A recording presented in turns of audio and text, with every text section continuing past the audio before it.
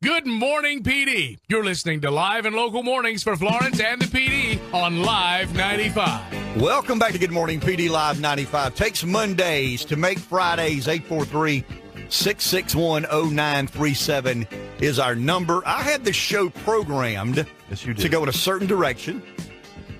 And smart guy JT called in, wanted to talk about the Supreme Court and the announcement tonight at 9 o'clock. In typical Donald Trump fashion, this will be done in a very unique and different way. He's an entertainer. He's a reality or former reality TV show host. He's a guy who owns a lot of hotels and condominiums and resort properties all over the world with the Trump emblem emblazoned on these unique properties. But President Trump is set to announce his pick to replace retiring Supreme Court Justice Anthony Kennedy tonight at 9 p.m. NBC News was reporting one thing. I saw this morning Politico is reporting something else. Someone called this morning and asked me what I knew. All I know is what the majority of you know.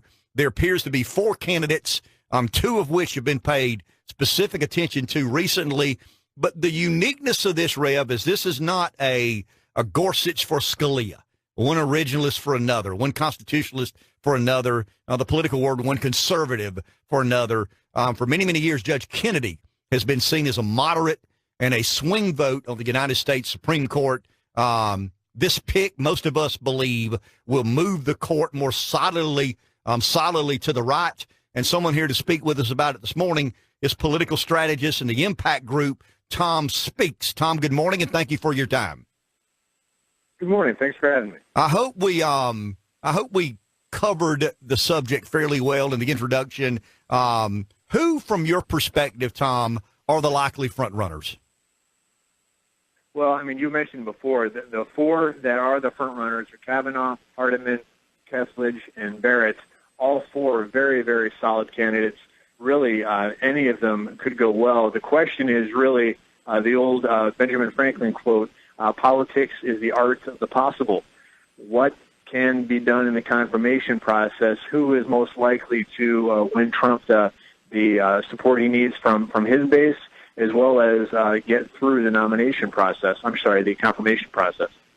Tom, South Carolina Senator Lindsey Graham said years ago, and I'll never forget it, Lindsey said elections have consequences. Presidents get to make their decision. The advise and consent role of the Senate is to make sure they're uniquely talented, qualified, and able to do the job. It appears it's turned into something different than that. From your perspective, what can we expect in this battle if Trump does indeed nominate someone like Amy Barrett, who could potentially be a lightning rod in regard to Roe v. Wade?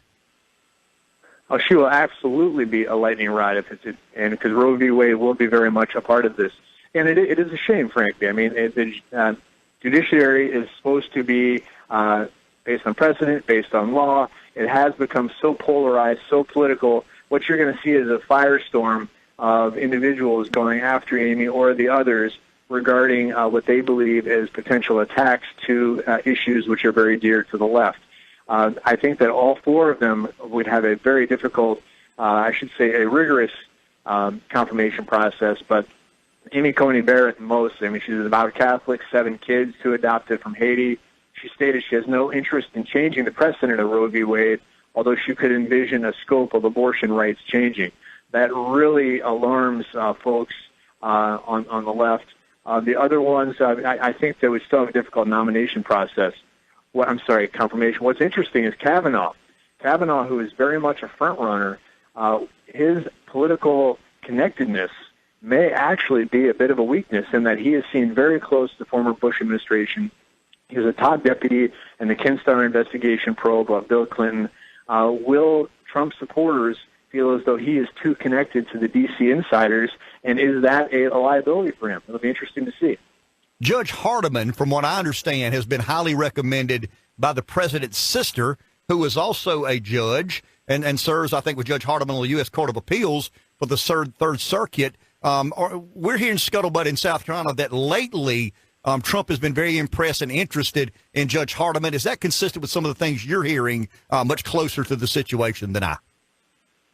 Yeah, we are. We're hearing very similar things. And he's an attractive candidate in that he has some blue-collar appeal. He married into a prominent Democratic family, the Zappellas.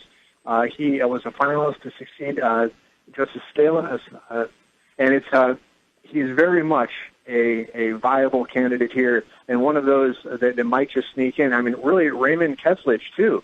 I mean, he is a guy who's very much compared to Neil Gorsuch.